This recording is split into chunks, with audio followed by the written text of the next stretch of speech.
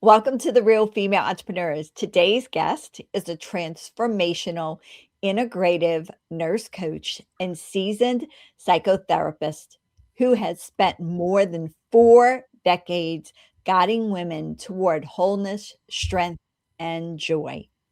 She supports high achieving women in releasing the weight of doubt, softening into inner peace, and stepping into their most luminous, purpose driven lives. Okay, bring it on, Dr. Karen Jo, because I'm ready. With a blend of clinical wisdom, ancestral knowing, and heart centered coaching, she nurtures possibility, power, and renewal, reminding every woman that joy comes again and she is worthy of her full bloom. Please help me welcome the amazing Dr. Karen Jo Sullivan, founder of OlatundeZAS. I hope I said that right. Integrative Health Institute. Can you tell me how I can say that better? And welcome. Thank you for being here. Thank you for having me. You said it's just fine. It's a combination of words that are not common in the English language, so you did beautifully. Thank you. You're welcome. All right. So tell us about you and your company and what exactly you do for us high achieving women that need all these amazing things that you have to offer. Well, high achieving women are often overthinkers and look successful in person and show up professionally, always on and taking care of everybody else. But they often are suffering in silence with things that they want to do what they have not done yet, things for themselves, putting themselves first, or sometimes they're walking around with a secret. Sometimes they wake up in the middle of the night with a sense of dread and they don't know where that's coming from. And I think many of them are living small. They're busy taking care of the world, family, children, sometimes parents, their job, but they put themselves on the back burner often. And that wears on you after a while. Mm. So I help them to see their strengths, to reclaim who they are, reclaim their joy, and step into their best lives for themselves. Wow. Okay. Every woman listening to this needs you, number one, because all of us, in some aspect of what you say, we're doing those things. Yeah. Yeah. We are definitely doing those things. And especially in the sandwich era, where we're still taking care of maybe children, grandchildren, and parents. Yeah. Yeah, that tug of war that goes on internally and still business and taking on more responsibility, it happens. Yeah, I mean, it comes from a heartfelt place of taking care of people. Yeah. But we've all heard take care of yourself first. That's easier said than done among Oh, women in particular. yeah. Yeah. So what sparked you to actually start and become this entrepreneur that you are? I mean, you were a nurse, you're a psychotherapist. I mean, all these things. What sparked you to become the entrepreneur? Well, what started it wasn't business. It was really survival because during my first pregnancy, 35 years ago now, I almost died. In that hospital room, I had a very clear sort of spiritual knowing that it wasn't my time. Um, and there was work I was meant to do, so I knew I had something else to do. My daughter, that pregnancy survived, um, and motherhood changed everything, as it does for many of us. So I spent those 4 years, dedicated serving as a nurse, psychotherapist, educator, professor. Entrepreneurship, that came when I realized that I was meant to build something that carried my full voice, if you will. Mm. Um, Not just my credentials. I have all the credentials. And in theory, I'm retired, but I didn't want to retire quietly.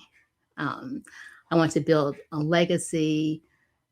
It's really rooted in healing and rooted in empowerment and joy. And my children's names, my son's name, he's the second born, means joy comes again.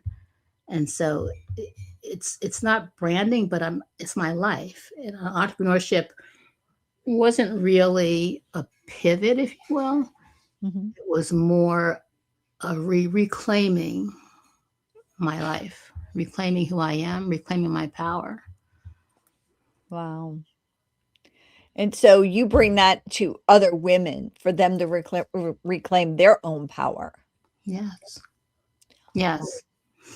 and to give them their joy that they might be missing out on 100%. Oftentimes women are missing it, but there's some shame involved with even saying that out loud. Mm. Perhaps they said it to a girlfriend or a mother, and someone's, told them, look at I'd love to have your life. Look at your house. Look at your kids. But, when you do a lot for other people, you often neglect yourself, particularly if you're a woman. And so there's a lot of shame around there, but they're quiet Mm. as well, which is heartbreaking to me, and what I'm here to help them to release. Wow. So what you've learned so far, what would you go back if you wrote yourself a letter to your younger self? What would you go back and say? I would say you don't have to earn your worth by overachieving. I'm a Ooh. chronic overachiever. You don't have to shrink either to be loved. And I think I tell my younger self the things that feel like setbacks to them are really how they will become their authority, if you will. I would also tell her to trust her intuition sooner rather than later. It'll save it would save her years. Intuition. Ooh. Yeah. Yeah, Yeah, and, most women do have an internal intuition, but absolutely. we just don't listen to it sometimes. Right. So I would tell myself, my 18-year-old self, save her a lot of pain, suffering, listening to your intuition Mm. from then. From from men? No, from age 18 on. From 18 on. Yes, Okay. always Yep. listen to it. Absolutely. For everything. It doesn't matter. I Yes. mean, Yes. don't go down that road. Why? Something's probably gonna happen. Just Right. don't do it. Trust that the knowing that you feel is genuine, and act on it. Don't be afraid of it. What about a game changer in your business, like a strategy or something that you did that made a difference, and maybe you didn't expect it to make a difference? It wasn't really a strategy. I decided to stop hiding behind my credentials. Stop saying I'm a nurse and a therapist, and I claim my integrative leader, the authority that I actually am. I stopped Ooh. minimizing myself. My business began expanding, and I saw my vision that I had seen parts of became much more clear. Clarity creates momentum. Before that, I was shrinking, which created stagnation. So let's go back. There's 2 things that I am like I preach on all the time, is stop hiding and Mhm. stop waiting for somebody else to give you that permission slip. Yes, I love that permission You slip. own both of those. Yeah, I didn't always, but I do now. No, And I'm that's talking where about entrepreneurship. them. Yeah, Our audience, they own both of them, and you and I, just like you're saying, we have done the same thing. right, right, right. And my goal is to help. I mean, so women, there's so much we have to give. I mean, we're life givers. Life comes out of no one exists without us, right? And watching women who are very powerful in their authentic in themselves, but living small, who are living like as if they're muted, that breaks my heart. I'm here to help them to get rid of the lies that they've been told, the things that they believe, the limiting decisions, and step into their true, authentic, fabulous, vibrant selves. That's my Oh my mission. Yeah. oh my god. it makes my heart like go. So I say those things, and so when people get the aha moments, I'm gonna say like you have to go see Dr. Karen Jo because she's just gonna like get the whole thing out your head. Yeah, it's there's a real, I can't find a word big enough to describe the satisfaction and the joy I see when watching someone I'm working with sit up straighter, chest sticks out a little bit. They, just begin to recognize that is actually who I am. It's always been there, but it's been hidden by lies and stories they've been told. So it's very powerful to witness women step into themselves. Let's go back a little bit, just what you said. It's what they've been told either externally or internally because they've heard it externally so much throughout their life. That happened. That's it. But also, what happens when people, I'm talking about women here, are young children, they're living in a house where they're watching closely what's happening, how their mother's being treated, how their father, if they're present, is treating their mother. And things happen where children make a decision about themselves based on something that happened when they were little. So I've told some people, I said, so that happened when you were 4. That was the mind of a 4-year-old making that decision. And once it's there, sort of integrate this sense of self. Maybe I'm not worthy. Maybe that's it, or I'm not good enough. And then as they go through life, things happen and they sort of gather evidence to support this limited belief about themselves. I like to describe it as having mud. So you get this lie, you have mud on you, and you get more and more as you get older, just more and more things about you that support this idea that maybe you're not worthy. Hmm. And I'm here to get rid of all the mud, clear out the mud, and help them to recognize who they actually are. It's a process, but it's really important, and it's powerful. It's not difficult, and I think it's time. It's time for women who don't recognize their worth and their strength to recognize that they are magnificent as they stand. And perhaps they're living in places and stories that are not even theirs to be told, not even theirs to hold. Ooh. Ooh, something they've seen in the past and they've just adapted it, just like you said. Right, right. Wow. All right, let's talk about mud. We have a woman, she's standing in all the mud around her as an entrepreneur, and she's ready to throw in the towel. She's tired, and she just can't go anymore. What Mm-hmm. would you tell her? Well, I tell her if she's in that space that lots of stuff happening, kind of a messiness, if you will, don't quit. Don't stop on a bad week. They need to refine, adjust, reclaim. We talked earlier about resting yourself. We don't rest a lot. So when things feel like it's a lot, being overwhelmed is a state. It's not a feeling, it's a state of being. And for overwhelm, relaxation, coming to yourself. I do a lot of meditation when I am overwhelmed. I do it every day, but as a way to calm down, to regroup and come back to yourself. Calming down, stepping away, quitting in the middle of overwhelm does not serve you well because that, like I said, it's a state of being. It's not an actual thing. And taking time to either sleep, perhaps they didn't get to eat, something needs to be taken care of. It's like a message. The same thing with a lot of illnesses are messages that your body, you need to pay more attention to me, please. To listening to their bodies Mm-hmm. and being unapologetically selfish, taking care of themselves. That's a critical factor that women don't do enough of. So taking care of yourself. Let's talking about juggling the balance act between family, parents, business. Some people still have a job. Right. How did you do it?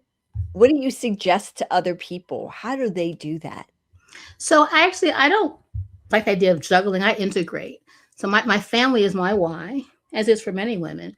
And my brand, as I said before, is rooted in my children's names and my survival story. So I took something that was terrifying and frightening and looked to see, what did I gain from that? How did I do that? And integrated it into it. So I don't separate business and life. Mhm. I build my business from life. Oh, wow. But also I rest, because rest is a revenue strategy. Resting is critical for women to do. I have one girl who said that she makes more money when she rests. I'm not surprised. She says she makes more money when she actually just takes a step back and rest. If you live in this country, in the United States, there's a socialized attitude of go, go, go, go, go, go, Mhm. go, go. And there's no rest. And so people buy into that. They don't know any different. When you rest, you reinvigorate yourself, you get in touch with yourself, you renew yourself. It's a purposeful strategy of mine. I try to encourage women to do the same thing, because your brain, everything needs to rest and regroup.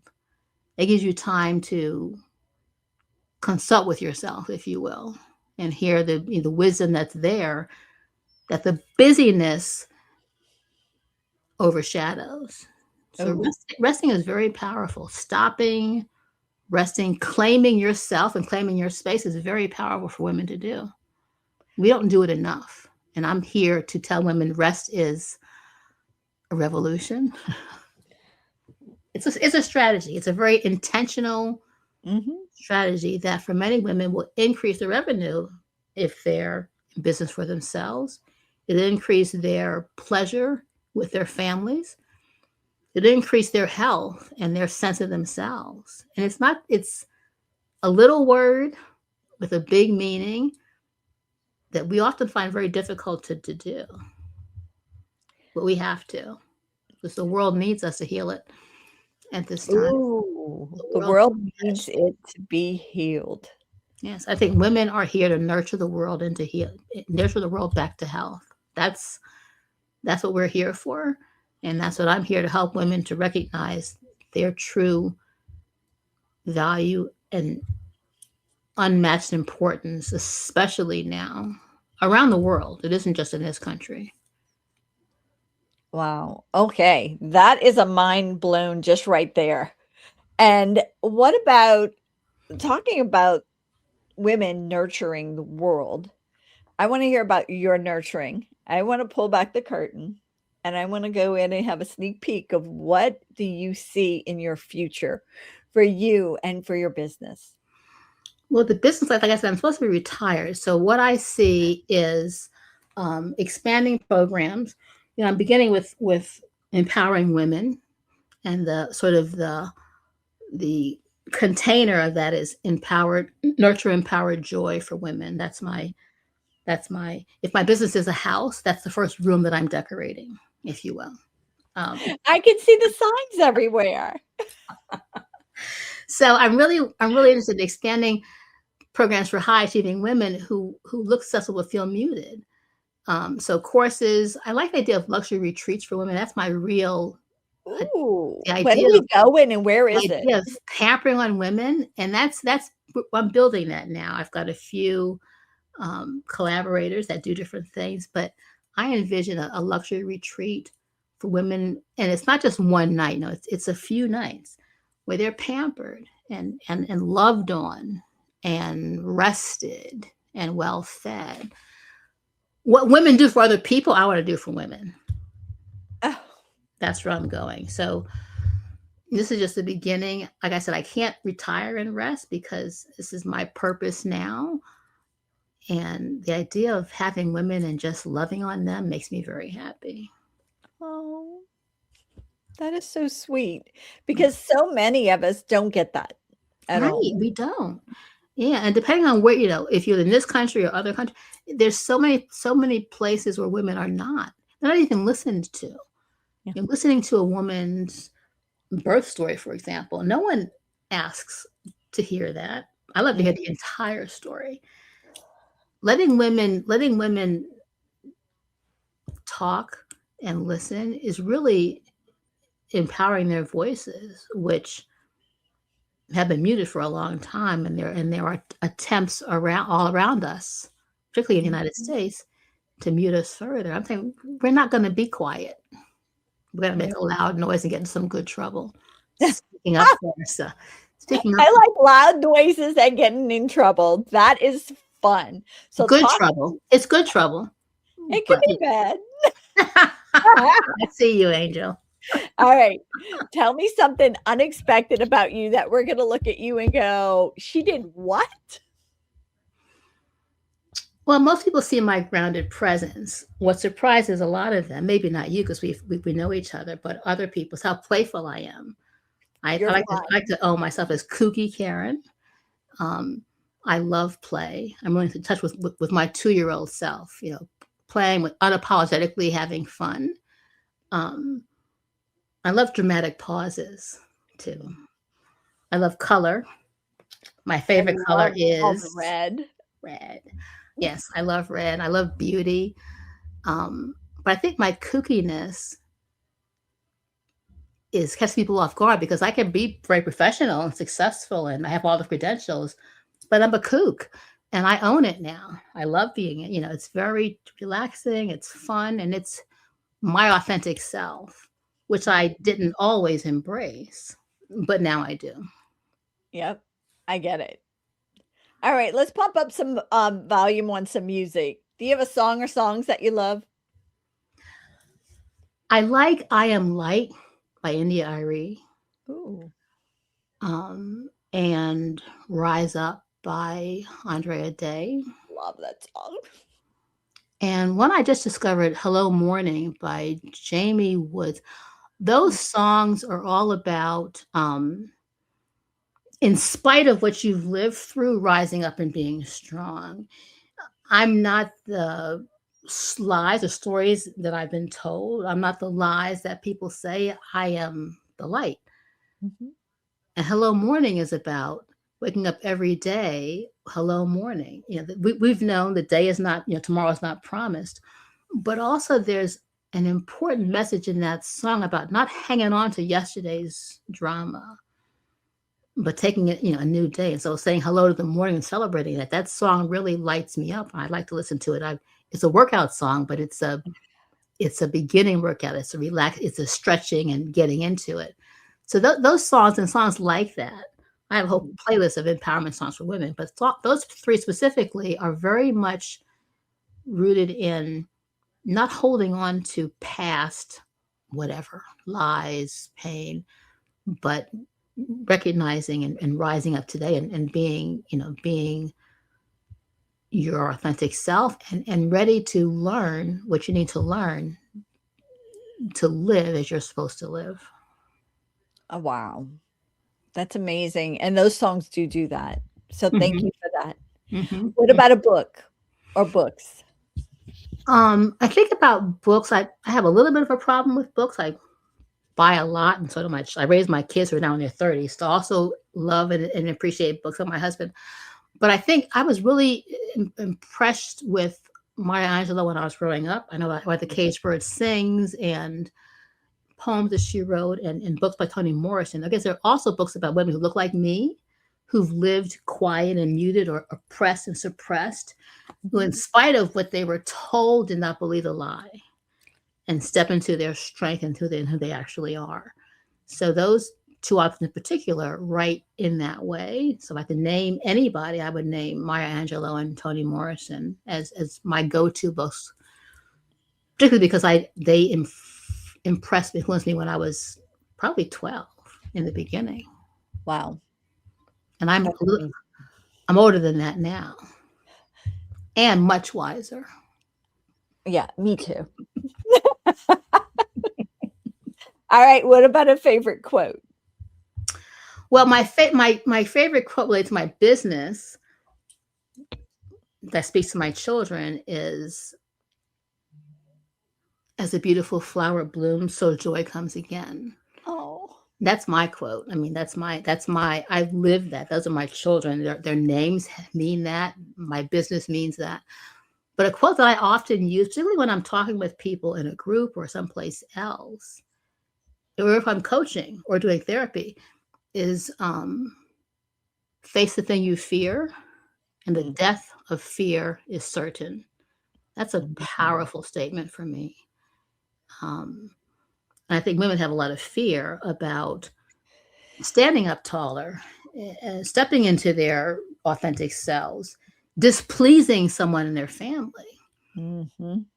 And I'm here to say from lived experience and having witnessed it in clients that I've worked with, when you face those, you step up for yourself, it's a beautiful thing. That's people who love you want to celebrate the real you. So if Yep. stepping up into yourself and being who you are feels different and you're afraid people won't love you, you're being who you actually are. And people that really love you and know you will welcome you with all of your magnificence and all your vibrance, beautiful self. Yeah. Yep, always. All right, superpower, 24 hours. What would it be? You can do anything you want. What would it be? What would you want? I think I would slow time down long enough to help women see themselves clearly. Wow. Yeah. I would Yeah. I'd slow things down a little bit. So motivation, do you believe in it? And if you do, what do you do if you need to get motivated? So I don't force motivation. I like to regulate it. Ooh. So I love to walk in nature. I pray, I breathe. I'm a breathwork facilitator, and people don't. I knew as a nurse for forever, people don't breathe Mm-mm.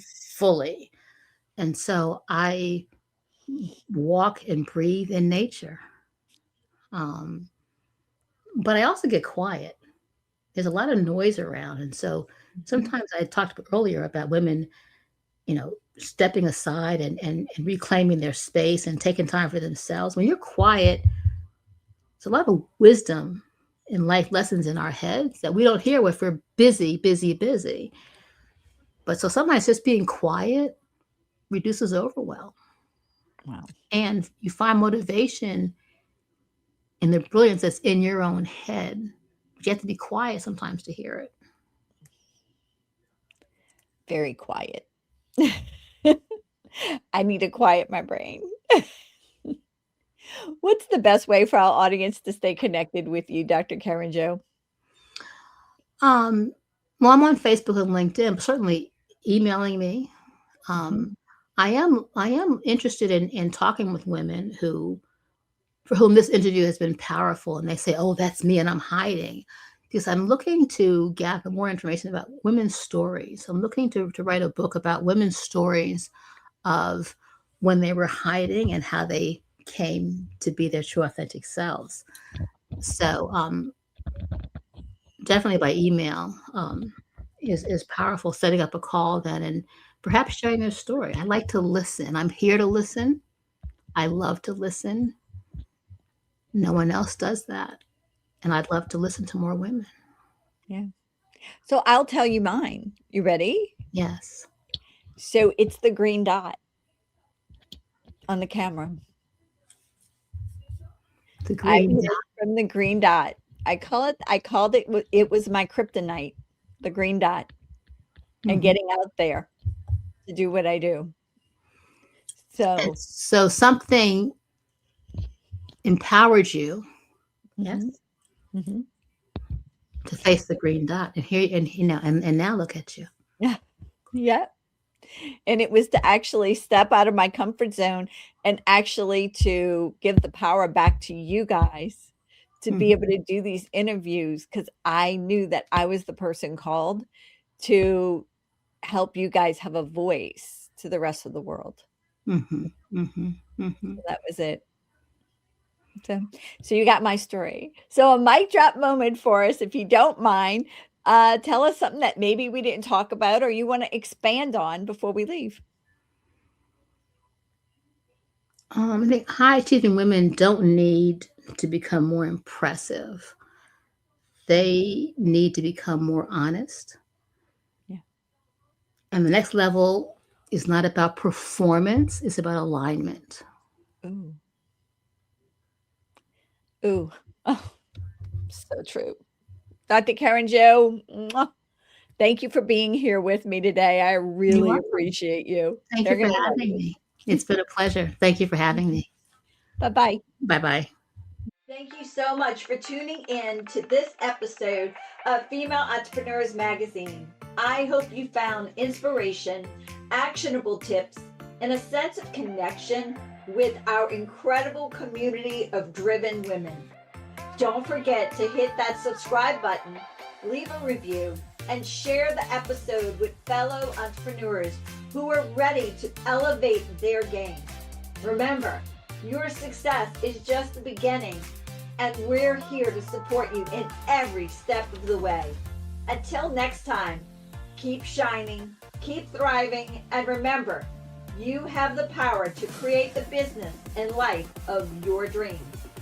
Stay inspired, and I'll see you in the next episode. Bye.